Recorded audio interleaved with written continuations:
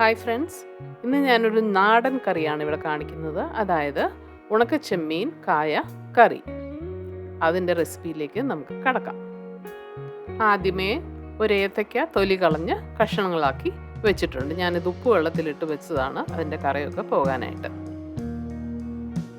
കൂടെ ഒരു കപ്പ് ഉണക്കച്ചെമ്മീൻ വൃത്തിയാക്കി തലയും വാലും ഒക്കെ കളഞ്ഞ് വൃത്തിയാക്കി കഴുകിയെടുത്ത് വെച്ചത് ഉണ്ട്.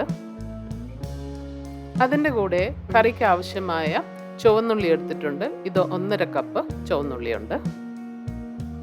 വെളുത്തുള്ളി ഒരു 4 കഷ്ണമുണ്ട്.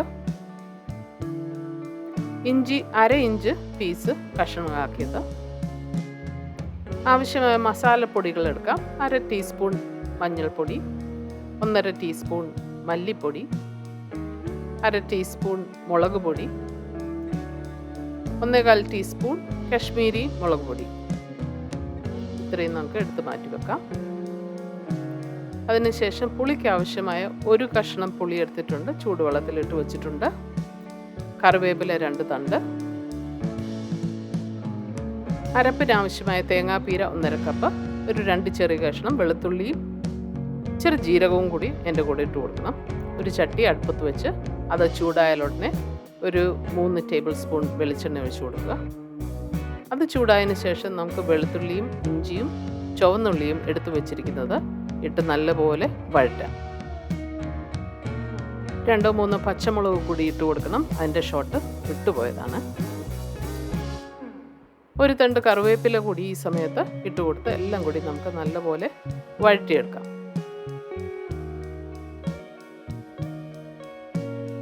ഉള്ളിയൊക്കെ ഒരുവിധം വഴണ്ട് വരുമ്പോൾ മാറ്റി വെച്ചിരിക്കുന്ന വൃത്തിയാക്കിയ ചെമ്മീൻ നമുക്കിട്ട് കൊടുത്ത് ഒന്ന് ലൈറ്റായിട്ട് ഫ്രൈ ചെയ്തെടുക്കാം.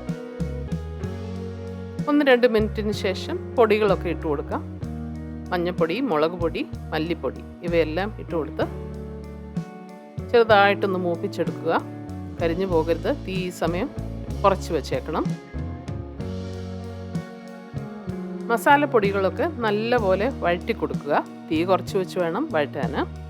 അതിനുശേഷം ഇത് നല്ലവണ്ണം വഴണ്ട് കഴിഞ്ഞതിന് ശേഷം നമുക്ക് കായ അതിനകത്ത് ഇട്ട് കൊടുത്ത് അതുകൂടി മസാലയിൽ നല്ലവണ്ണം വഴറ്റി എടുക്കുക.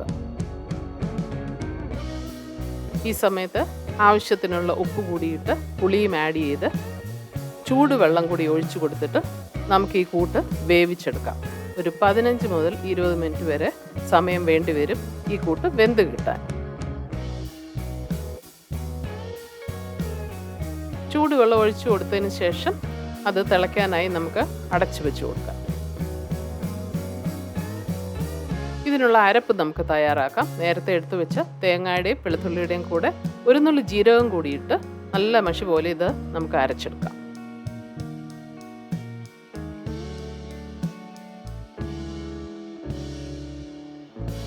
ഇരുപത് മിനിറ്റിന് ശേഷം ഇപ്പോൾ ഇവിടെ കായും കൊഞ്ചും എല്ലാം നല്ലപോലെ വെന്തിട്ടുണ്ട്. ഇനി നമുക്ക് അരപ്പ് ചേർക്കാം. അരപ്പെല്ലാം നല്ലവണ്ണം അരച്ച് കൊണ്ടുവന്നിട്ടുണ്ട്. ഇത് നമുക്ക് കറിയിലേക്ക് ചേർത്ത് കൊടുക്കാം.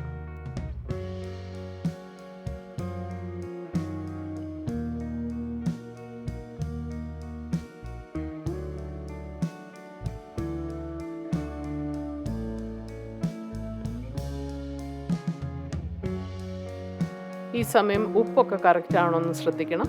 ഒന്ന് നോക്കിയിട്ട് ആവശ്യമെങ്കിൽ കുറച്ചുകൂടി ആഡ് ചെയ്ത് കൊടുക്കാം.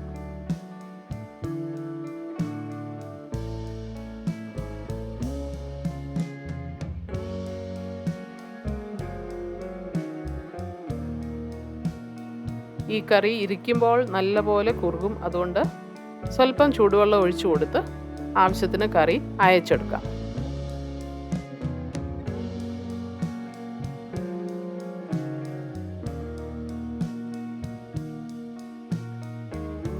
ഇനി നമുക്ക് കടുക് താളിക്കാം. കടുകിട്ട് സ്വല്പം ഉലുവ ഇട്ട് കൊടുത്തിട്ട് ചുവന്നുള്ളിയും കറിവേപ്പിലയും വറ്റൽമുളകും ഇട്ട് കൊടുത്ത് നമുക്ക് മൂപ്പിച്ച് കറിയിലേക്ക് ചേർത്ത് കൊടുക്കാം.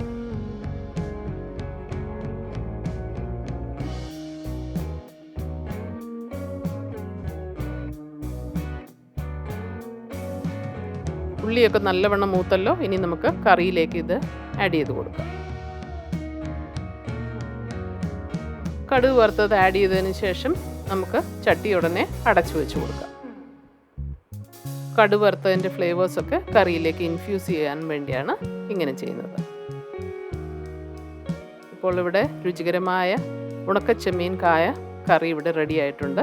ഇത് ഉച്ചയൂണിന് നല്ല ഒരു ഒഴിച്ചുകറിയാണ്. നിങ്ങളൊക്കെ ഒന്ന് ട്രൈ ചെയ്ത് നോക്കണം.